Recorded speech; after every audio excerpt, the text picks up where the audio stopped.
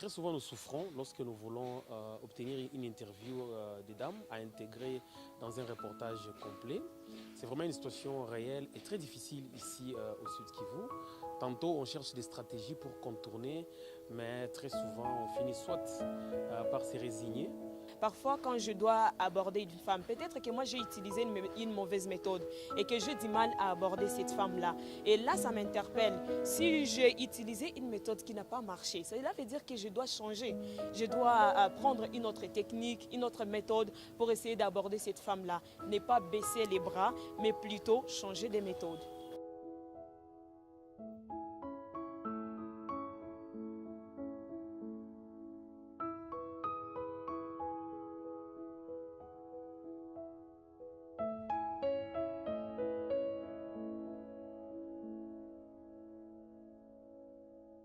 Par notre manière de travailler, on n'a pas vraiment aidé la femme à s'exprimer, à donner son point de vue, parce qu'on avait plus la tendance à tourner nos caméras, à braquer nos microphones vers seulement les hommes.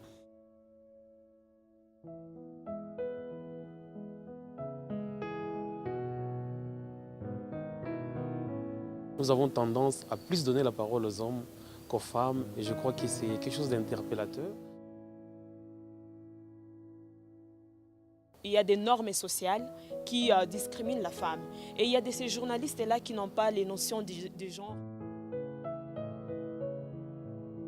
Lorsque nous traitons des questions où on fait intervenir des femmes, des fois nous avons un autre regard et ces regards, une fois que nous l'intériorisons, ça fait peur aux femmes.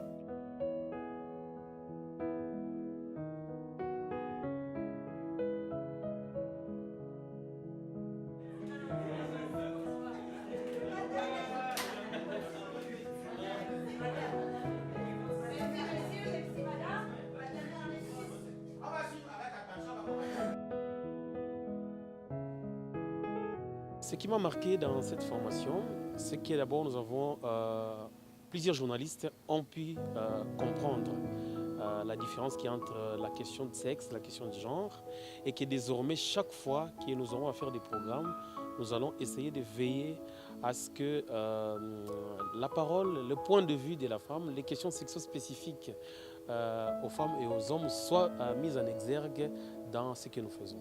Nous avons remarqué que dans nos médias respectifs, nous invitons plus les hommes que les femmes dans nos différentes productions. Pourquoi moi je dois parler au micro et que d'autres femmes ne doivent pas parler? C'est une formation qui m'a appris que nous, journalistes, nous devons avoir des techniques pour aborder les femmes, afin que les femmes, les voix des femmes aussi soient écoutées dans nos médias.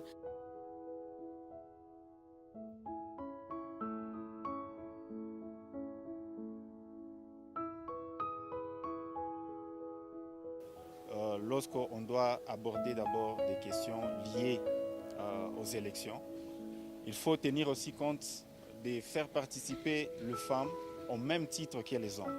Donc moi je prends dès à présent un engagement d'intégrer l'équilibre genre dans les traitements de mes informations personnelles, mais aussi de faire à travers la restitution, amener les autres aussi à suivre les pas pour que nous soyons tous impliqués pour la promotion du genre. Après ce que je viens d'apprendre maintenant, aujourd'hui, je trouve que peut-être c'est ma façon d'aborder les femmes qui n'est pas bonne.